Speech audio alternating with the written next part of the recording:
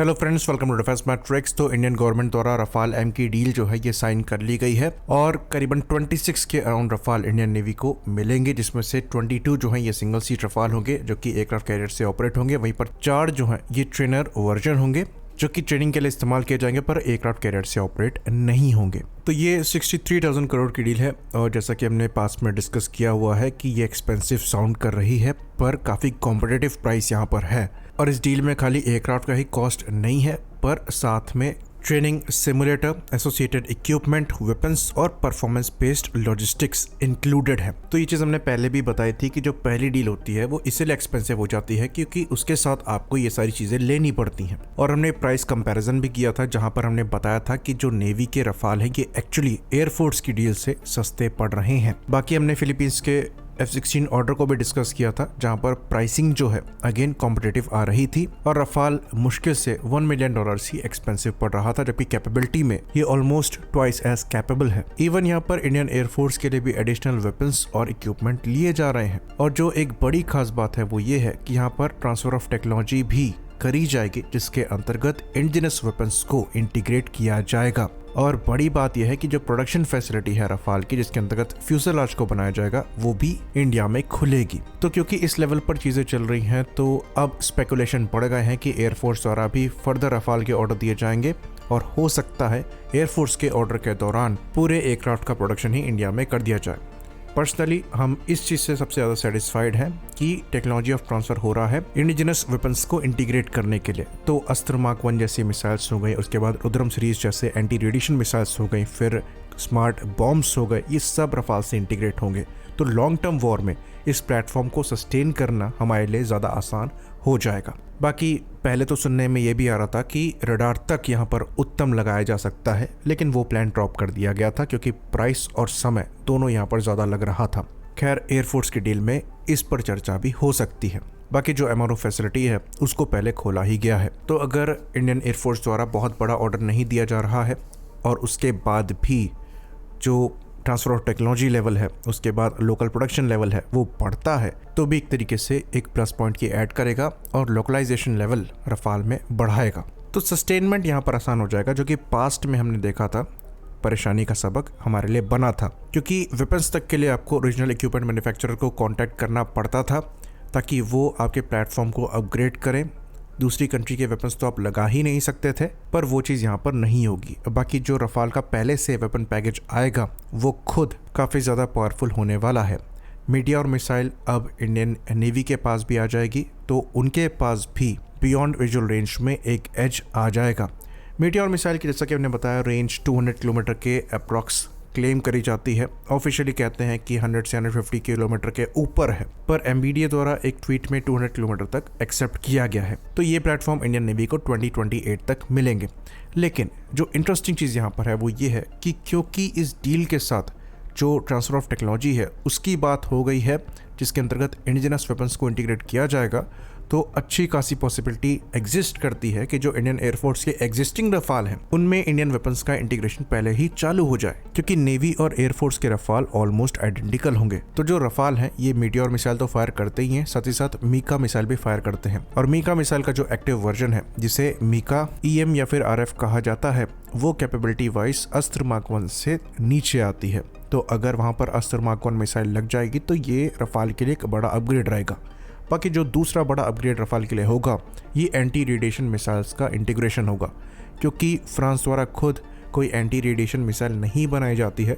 तो ये एक बड़ी कैपेबिलिटी है जो ये रफाल प्लेटफॉर्म लैक करते हैं, और इस केस में एक अच्छा एक्सपोर्ट पोटेंशियल भी इंडिया के पास होगा, क्योंकि हम 150 से 500 किलोमीटर तक की रेंज वाली एंटी रेडिएशन मिसाइल्स बनाते हैं और जो मॉडर्न एयर डिफेंस सिस्टम्स हैं उनके अगेंस्ट में आपको ये कैपेबिलिटी चाहिए। तो ये तो रही न्यूज़। अब बात करते हैं औकात की। अब यहाँ पर हम ऐड करेंगे औकात का पार्ट 6। तो सुबह से ये ट्वीट देखा जा रहा है कि पाकिस्तानी जो फैन बॉयज़ हैं वो क्लेम कर रहे हैं कि जो J-10 है ये इनको फर्स्ट लुक और फर्स्ट शूट की कैपेबिलिटी प्रोवाइड कराएगा। इन्फीरियरिटी कॉम्प्लेक्स इतना बढ़ गया है कि जो उनकी एक्सपोर्ट वर्जन वाली PL-15 मिसाइल है उसको अब ये क्लेम कर रहे हैं कि चाइनीज़ एयरफोर्स ने अपने स्टॉक से ही उठाकर पकड़ा दी है। तो ये 200 किलोमीटर की रेंज वाली मिसाइल हो गई है, क्योंकि मीटियोर की रेंज जो है ये 200 किलोमीटर के अप्रॉक्स है। तो ये उस समय की याद दिलाता है कि जब पाकिस्तान द्वारा क्लेम किया जा रहा था कि जो J-10 fighter platform Pakistan air force द्वारा रिसीव किए गए हैं ये एक्चुअली उसी स्टैंडर्ड के हैं जिस स्टैंडर्ड के चाइनीज़ एयरफोर्स द्वारा ऑपरेट किए जाते हैं। लेकिन जो फोटोग्राफ्स रिलीज़ करी गई थी उसमें जो एयरक्राफ्ट का फ्रंट लैंडिंग गियर है वहाँ जो लाइट लगी हुई है वहाँ पर क्लियरली J-10CE लिखा हुआ था, जो कि इनके दावों की पोल खोलता है। तो ये तब तक झूठ बोलते हैं जब तक पकड़े नहीं जाते, और चाइना कोई बेवकूफ़ नहीं है कि वो इनको अपने स्टैंडर्ड के प्लेटफॉर्म या फिर वेपन दे देगा। उन्हें भी पता है कि पाकिस्तान की जो लॉयल्टी है ये खाली पैसे के लिए है। कल को यूएस द्वारा भी कुछ पैसे फेंक कर पाकिस्तान से इन चाइनीज़ वेपन्स को लेकर उसकी स्टडी करी जा सकती है, तो वो ये रिस्क उठा ही नहीं सकते कि पाकिस्तान को अपने स्टैंडर्ड के वेपन प्लेटफॉर्म दे दें। तो ये जो क्लेम किया जा रहा है कि PLA ने अपनी इन्वेंट्री से उठाकर इन्हें PL-15 पकड़ा दी, ये हो ही नहीं सकता। अब बात करते हैं first look first shoot capability की। तो फर्स्ट लुक कैपेबिलिटी कैसे मिल सकती है पाकिस्तान को, ये पहले समझने वाली बात है, क्योंकि J-10 में जो AES रडार लगा है ये कैपेबल तो ज़रूर है, पर ये कह देना क्योंकि TR मॉड्यूल्स वहाँ पर ज़्यादा है, क्योंकि नोज कोन बड़ी है इसलिए रडार ज़्यादा पावरफुल है, बेवकूफ़ी है। ये चीज़ हम पहले भी समझा चुके हैं। जो AES रडार्स हैं इनके एक्टिव एंटीना एरे यूनिट की साइज से ही ये जज नहीं कर सकते कि ये कितनी मैक्सिमम रेंज में टारगेट को डिटेक्ट कर सकते हैं। उस फील्ड में और दूसरे फैक्टर्स भी हैं। तो जो इलेक्ट्रिकल पावर जा रही है ये सबसे बड़ा फैक्टर होता है। तो ये हाइपोथेटिकल क्लेम है कि हम पहले देख लेंगे, क्योंकि हमारे रडार में TR मॉड्यूल्स ज़्यादा है। इंजन से भी यहाँ पर फर्क पड़ता है, क्योंकि यहाँ पर रफाल में 2 इंजन लगे हैं, तो इसकी चांसेस बढ़ जाते हैं कि जो इलेक्ट्रिकल पावर जनरेट हो रही है वो यहाँ पर ज़्यादा है। साथ में आपको ये भी देखना पड़ेगा कि J-10 में एक्टिव TR मॉड्यूल्स का नंबर क्या है। तो ये पूरी तरीके से कुक्ड अप है कि हमारे पास फर्स्ट लुक की कैपेबिलिटी है। बाकी J-10 में कोई इंटरनल जैमर्स भी नहीं है। वहीं पर रफाल में पूरा EW स्वीट है जो कि स्पेक्ट्रा कहलाता है, और यहाँ पर इंटरनल जैमर्स भी दिए गए हैं, जो कि काफ़ी इंपॉर्टेंट फैक्टर होता है बियॉन्ड विजुअल रेंज कॉम्बैट में। इवन चाइना तक ये एक्सेप्ट करेगा कि रफाल एक ज़्यादा कैपेबल एयरक्राफ्ट है। वही बात रही PL-15 की, तो एक वीडियो में भी ये चीज़ क्लियर हो जाती है कि ये एक्सपोर्ट वर्जन ही है और इसकी क्लेम रेंज 145 किलोमीटर की है, जो कि काफ़ी कम है मीटियोर के कंपैरिजन में। बाकी ये ड्यूल पल्स वाली मिसाइल है, तो ये अपनी एनर्जी उस तरीके से सस्टेन नहीं कर सकती जिस तरीके से मीटियोर सस्टेन कर सकती है। तो फर्स्ट शूट की कैपेबिलिटी आपको मीटियोर से मिलेगी, PL-15 से नहीं मिलेगी।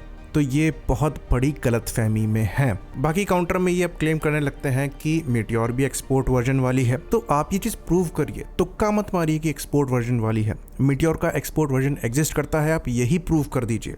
इंडिया के पास एक्सपोर्ट वर्जन है वो प्रूव मत करिए, क्योंकि हमने तो अभी तक कहीं नहीं देखा कि मीटियोर का एक्सपोर्ट वर्जन एग्जिस्ट करता है। और अब तो AI भी आ गए हैं, आप डीपर सर्च कर सकते हैं। तो औकात यहाँ पर ये है कि जो बियॉन्ड विजुअल रेंज कॉम्बैट का एडवांटेज है ये आज इंडियन एयरफोर्स के पास है। और पाकिस्तान कितना भी प्रोपागेंडा कर ले, कितना भी J-10 की तारीफ कर ले, कितना झूठी तारीफ कर ले, रफाल के पास ही first look first shoot capability है। और ये खाली पाकिस्तानी J-10 के अगेंस्ट में नहीं है, ये इवन चाइनीज़ J-10 के अगेंस्ट में भी है, जो कि चाइनीज़ वर्जन ऑफ PL-15 के साथ आर्म्ड हो। आई होप चीज़ें यहाँ पर क्लियर रही हो। इसी बात पर इस वीडियो को हम ख़त्म करेंगे। लाइक करिए, सब्सक्राइब करिए। जय हिंद।